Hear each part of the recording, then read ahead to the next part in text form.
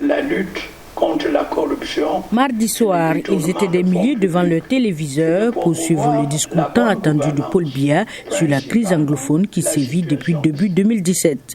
Au cours de son allocution radio-télévisée, le président camerounais a lancé les prémices pour tenter de mettre fin aux violences qui paralysent les régions anglophones du nord-ouest et du sud-ouest.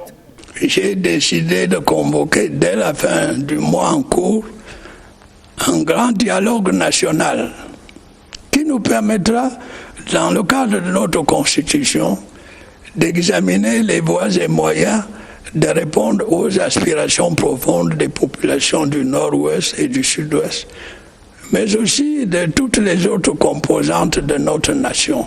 Le président a donné plus de précisions sur les contours de cette concertation vivement attendue par l'ensemble de l'opinion publique locale et internationale. Présidé par le Premier ministre, chef du gouvernement, ce dialogue réunira une palette diverse de personnalités, parlementaires, hommes politiques, leaders d'opinion, intellectuels, opérateurs économiques, autorités traditionnelles, autorités religieuses, membres de la diaspora, etc.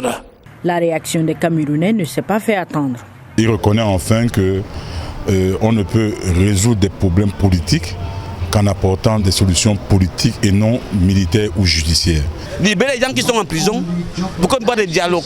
Quand les gens sont en prison, il va dialoguer avec qui? Qu'est-ce qu'on dit? Il ne dit rien de bon. Tel que je connaissais nos frères anglophones, il ne peut pas, ce dialogue ne va pas aboutir puisque les leaders ne sont pas libérés. Paul Biya a aussi évoqué l'éventualité du pardon si certains séparatistes déposaient volontairement les armes. Par contre, il met en garde ceux qui persisteront à commettre des actes criminels et à violer les lois de la République.